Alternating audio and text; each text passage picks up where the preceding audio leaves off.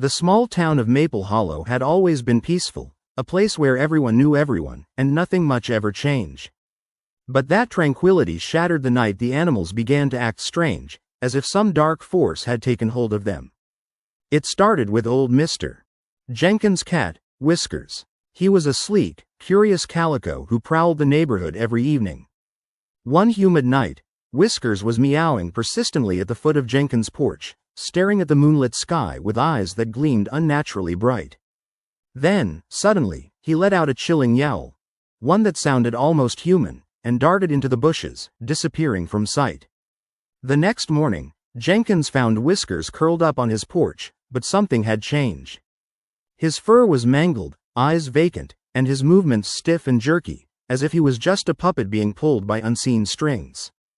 Not long after, other animals started to exhibit bizarre behaviors. Mrs. Delgado's parakeets refused to chirp but instead cawed deeply, sounding almost like sinister laughter. The town's dogs would bark incessantly at nothing, their eyes flickering with an unnatural glow. Even the farm animals, cows, pigs, chickens, began acting aggressively, their usual placid demeanor replaced with feral hostility. It wasn't just their actions that unsettled the town. Something was wrong with their eyes, glittering, too bright, almost hypnotic. And their voices, when they finally squeaked or growled, carried a strange echo, as if multiple voices were layered into their sounds. The panic spread quickly. Parents kept their children indoors, wary of the animals' unpredictable temperament. But the animals were relentless. They gathered in the town square, eyes glowing like embers, and started to act as a collective, as if possessed by an unseen force. That's when Lily Adams, a teenage girl with a penchant for puzzles and a sharp instinct for uncovering truths, sensed that something evil was behind this madness.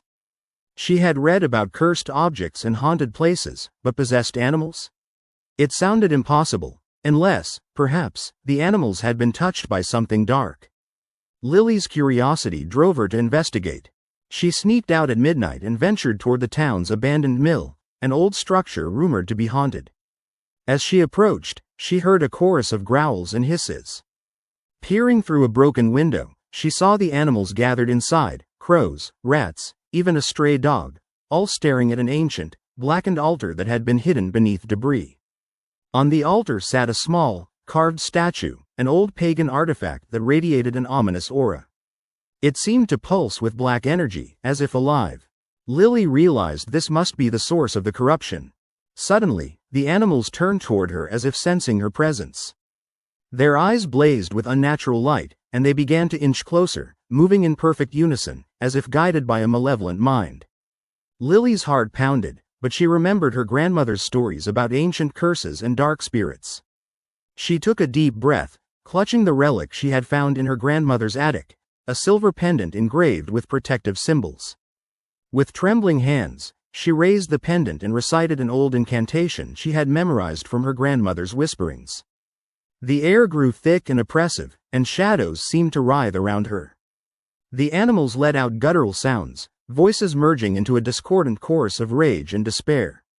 For a moment, she feared it was too late. Then, the pendant flared with a sudden, blinding light. The black energy surrounding the altar recoiled, hissed, and dissipated into the night.